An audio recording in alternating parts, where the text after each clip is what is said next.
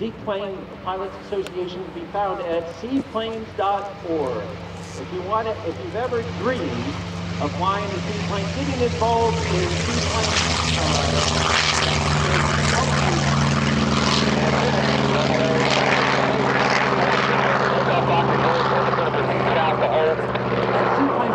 we know when to give right away. We'll give right away to that. On the Corsair taking off. Sticks and rudder skills are something that we see a lot of pilots in the modern glass cockpit environment eroding on and getting the training ready. So here he is, as driving, Frank Kimmel. Today Frank serves as the president of Kimmel Aviation Insurance Agency, founded back in 1972. Now what they do at Kimmel Aviation Insurance, they place cards to insure aircraft, non-equipped, including airshows and warfare aircraft, much like the one Frank is flying. He was a proud member of the OSTU, Flying Aggies. Go Aggies! He previously served as the Aviation Go ahead, push it a little further west, please. 1 more mile to the west. Brake spiders, push it 1 more mile to the west, please. Now, as he takes the airplane, Vought Corsair World War II Navy and Marine Corps fame, we'll tell you a little bit about its movie life.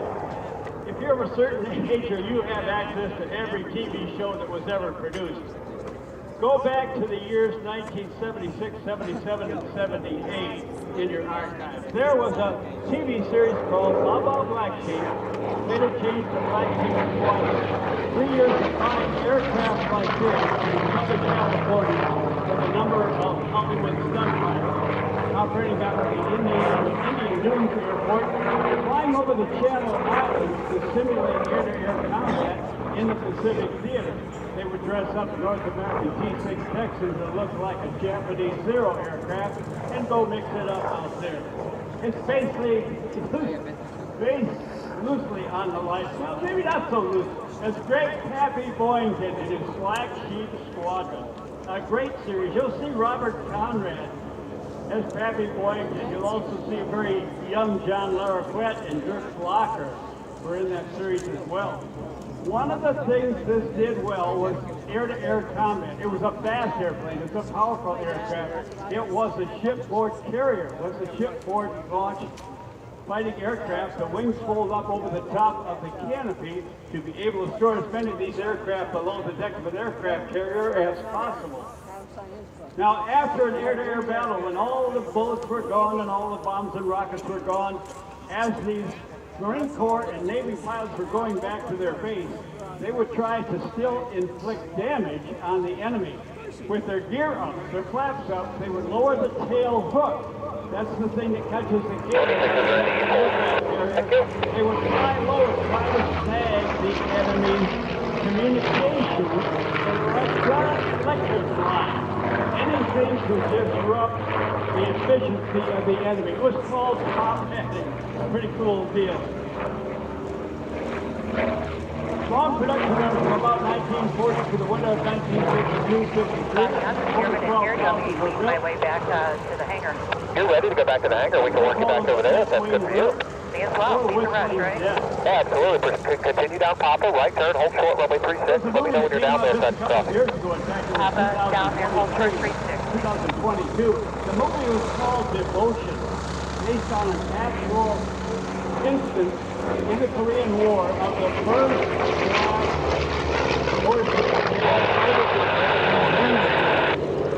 and the friendship that they developed in the Korean War. Yes, the airplane was still used for ground attack. In the Korean War, it was a jet dogfight war, and about 40 aces were named during that war. All of them, with the exception of one, flew the F-86 Sabre. They were in the Air Force. There was only one piston-powered, propeller-driven airplane and one Navy pilot that had ace status in World War II. His name was Lieutenant Guy Balderon, and he flew an airplane like this, and he knocked out the sky live in the precision 4.7 meters. Now that movie that came out, The Emotion, I urge you to look for that on your television as well. It's a great movie. The director was a guy by the name of J.T. Dillon. And he wanted an authentic movie, not computer-generated images of aircraft in World War II. But he went around the country and hired 5 or 6, maybe even 7 pilots that owned or operated Corsairs. He wanted the real thing in the sky. My buddy Kevin LaRosa was the Hollywood stunt pilot that coordinated all of the flying sequences. And again, it was real aircraft in a real movie. Check it out. It's based on real life. It is called Devotion. Now you may see why they call it the bent-winged bird. At certain angles, you see the wing is attached to the lower part of the fuselage. It comes out at 90 degrees. Aerodynamic efficiency.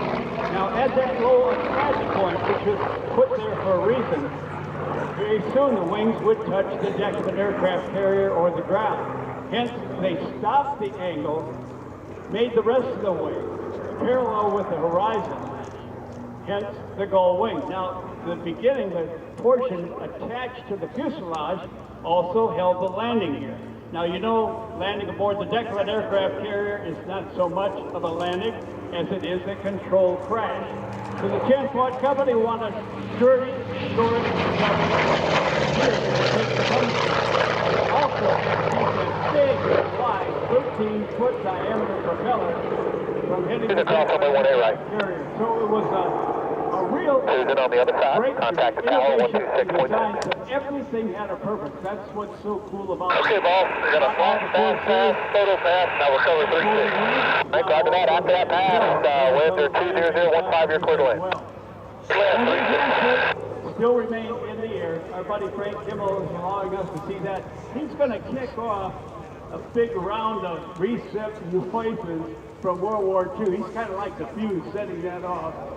And you've got to have a lead-in, so our buddy Frank Kimmel, he's a neat guy. He's doing it for, low-speed pass. Watch and listen.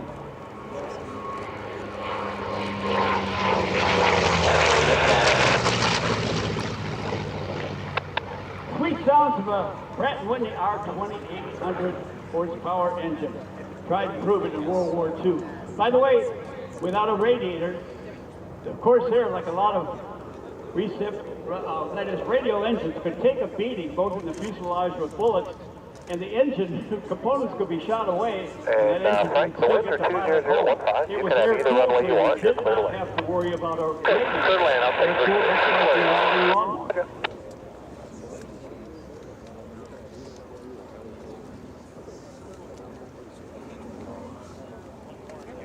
In terms of value today, talking about the end of World War II, racing, look to your left, racing came back to the heart of air racing that was Cleveland, Ohio, in the years 1946, 47, 48, 49.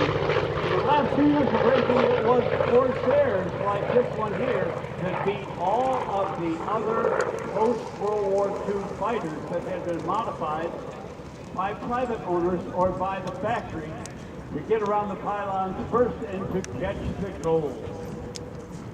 And they were developed in Akron, Ohio by our great friends from Goodyear. You know, Goodyear Aviation Tires.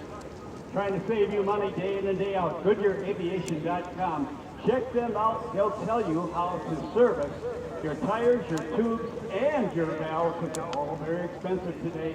No matter who manufactured your tires, they'll tell you, based on the way they airplane, how we're running a little bit ahead. Fighters proceed to the west side.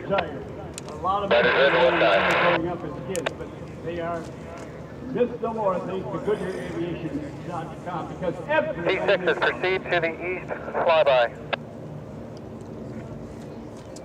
Now, as we get ready, the action continues, and... Back down T6s, keep that turn coming right back around. You can proceed to the east flyby. Break A26s, you can proceed to the east low pattern. You and I watch and listen. Let's Sorry about this. Keep our right turn coming down to the east flyby. And the Bomber B25, B17, you can proceed to the west low pattern. 5-minute Warbird show coming up for you. We're getting everything sorted out. That's right. You can bring it in over the crowd, please. Bring it in over the crowd. Over Lake Winnebago is Frank Kimmel. Touches down gently with that Corsair.